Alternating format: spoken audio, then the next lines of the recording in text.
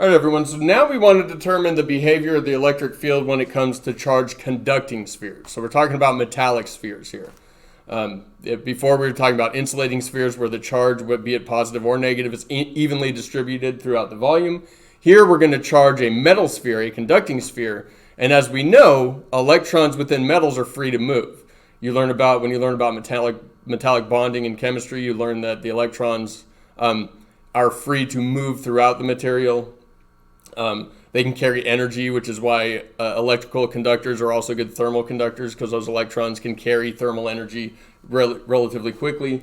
And just to give you an idea as to why that is the case, let's say I have a conducting sphere, a sphere in which we have metallic bonds that allow for the free movement of electrons. So pretend this is a sphere. This is just a cross-section of our solid conducting sphere, and I put some excess electrons in the center. When I hit play here, they all distribute themselves onto the surface. Now, this isn't in reality a true depiction of what happens. The electrons move very quickly. They force other electrons. They have a reshuffling of electrons inside of the material until a very short time later, you have an evenly distributed number of electrons around the sphere's edge, or on the sphere's edge. Okay, and so that's what we have here. We have electrons evenly distributed around the edge on the surface of our conducting sphere. So no excess charge in the center. It is all located along the outside. So keep that in mind as we go through and we determine the electric field due to a conducting sphere as a function of radial distance from the center. And so we have I have drawn a conducting sphere here.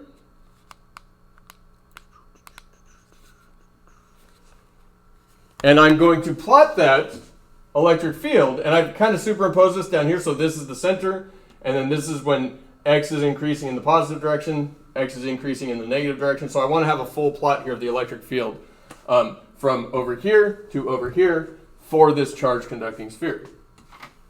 Now, if you're understanding Gauss's law at this point, you should know that, or it should be somewhat obvious, that if I'm talking about the electric field out here, this is the x.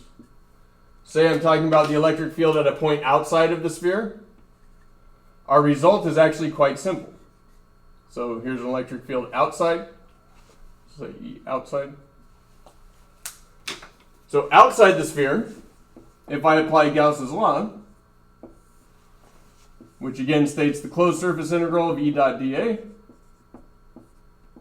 equals the enclosed charge divided by epsilon naught.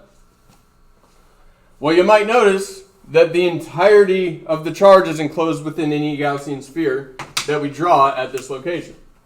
So I'm going to draw my Gaussian sphere. Understand this is three-dimensional. I'm going to stop drawing the three-dimensional nature of this because it does tend to get kind of cluttered. So I draw my Gaussian surface for the outside. And notice that the enclosed charge is just the total charge negative q. And so without even actually going through the application of Gauss's law, we know that the equation is going to be exactly like these ones. Right? Outside of the surface, we know that the electric field will simply be, it'll be 1 over 4 pi epsilon naught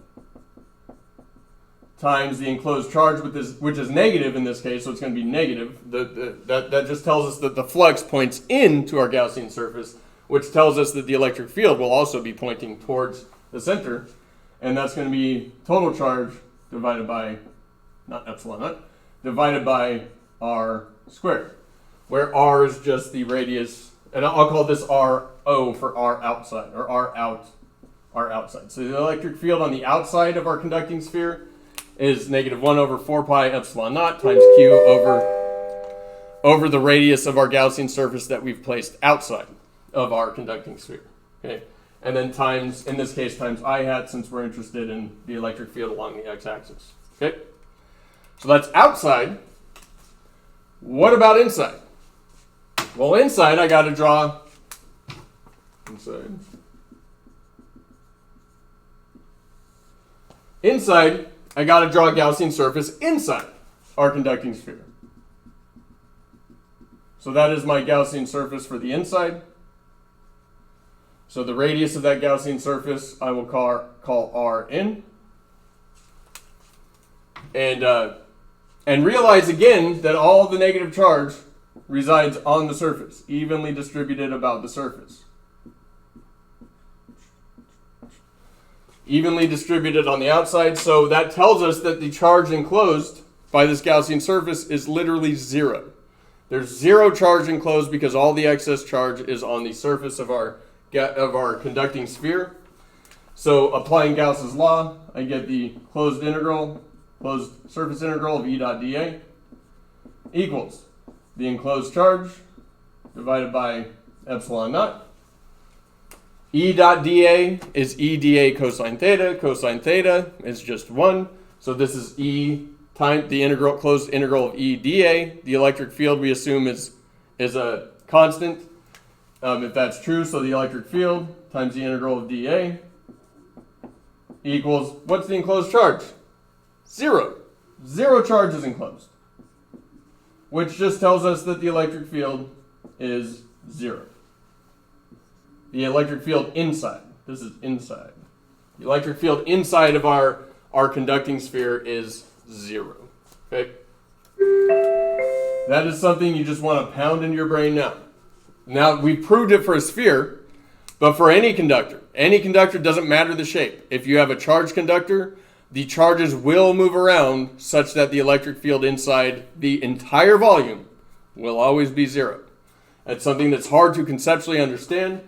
Mathematically, we can prove it with a simple situation like this, but understand you charge your any piece of metal. If I insulate this guy from the ground, this hoop, and I charge it, and I hang it from like an insulating string, and I charge this guy, the electric field inside of this volume will be 0, no matter where I am within the object.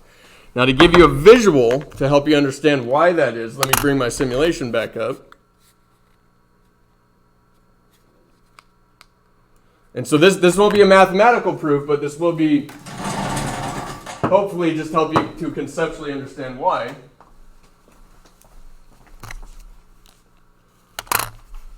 Oh, wrong button.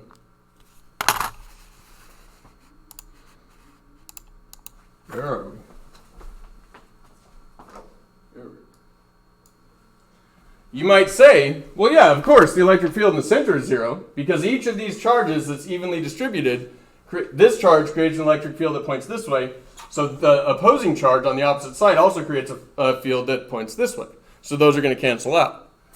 Turns out that that's not just in the center. If I pick a point right here towards the edge, yeah, these charges that are real close are going to create much larger electric fields pointing in this direction, but there's not many of those charges. There's a lot more charges out here. There's a lot more of them that are going to create smaller electric fields that point in this direction, so the electric field here will still be 0. Throughout the entire volume, the electric field will always be 0, okay, in any conductor, any charged conductor. And then I can do this. I can bring in a charge from the outside, a large, let's say these are negative charges, large negative charge, which will obviously influence what happens on the interior. Right? This guy is creating an electrical repulsion on all these electrons, and so they all move over to this side. But again, this is a conductor. The electric field inside is always 0, with certain limitations when you're dealing with very large amounts of charge. But in normal situations, the electric field right here is still 0, even though there's no excess charge on the surface here. And that's because, well, this guy creates electric fields that are pointing this way, which makes the electrons redistribute in such a way that they create an opposing electric field that will cancel it out. And so even though you got this charge on the outside influencing the behavior of the charges on the inside, the charges will distribute themselves such that the electric field inside of the sphere will always be 0. And it's not just for a sphere, for a pyramid-shaped conductor. Yeah, there's not as much charge on the actual edges. They kind of congregate in the corner, but they do so such that the electric field inside of this object is always 0. Okay? And then this actually leads to this little situation here. Here I got a lightning rod. A lightning rod is just a piece of metal that's pointy at the end. Lightning rods invented by Benjamin Franklin. Up until the invention of the lightning rod, it was a common occurrence for buildings to be struck by lightning and then burned down. So all you had to do was stick a lightning rod in your building, and it helped to prevent lightning. A lot of people think lightning rods are there to attract lightning. They're actually not. They're there to prevent lightning. Say this rod is attached to a building that's building up electric charge because of a thundercloud. Well, that charge will then flow through the conductor, and it will end up concentrating itself at the tips, at the corners. And you make that tip pointy so that a lot of that excess charge ends up concentrating on the tip. And then you have air molecules, water molecules mainly, that fly by that are polar in nature, and so they just pick up that excess charge. And so you have this charge building, you attach a lightning rod to it, and what that does is it allows those charges to freely escape. And they're not like forced out like this, they're just forced into that tip, and you have a lot of energy there that the electrons want to get out, and so the air molecules that fly by can just pick up those charges and dissipate the charge. And so you have a house that now has less electric field within it than other objects nearby, and so it's less likely to be hit by lightning. So that's the actual function of a lightning rod. It's not to attract lightning, it's to literally prevent lightning. And it works on this principle of the fact that charges flow readily through conductors and do so such that they create an electric field within that conductor of 0. Okay? So let's plot it then. It should be a relatively easy plot to make now.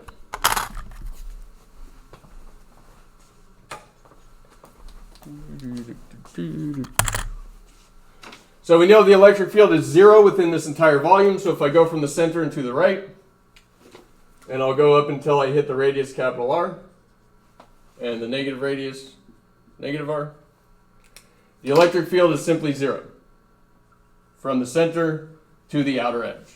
From the center to the outer edge. And then this guy takes over, right? When I get it to an infinitesimally small distance outside of the Gaussian surface, this takes over. And so I end up with an electric field right on the surface of this equation evaluated for a radial distance r of capital R, the radius of the actual conducting sphere. So just like over here, that will be 1 over 4 pi epsilon naught. Let me be consistent. 1 over 4 pi epsilon naught times the total charge, which in this case is negative, right? We have a negative field now, divided by the radius squared. And because it's negative, actually, I messed up here. And I'll blame Sullivan for that one. Sullivan, this is your fault. It's actually a negative. Right, we got a negative electric field, so it's going to be negative 1 over 4 pi epsilon naught times the total charge over the radius of the Gaussian sphere squared. So that equation,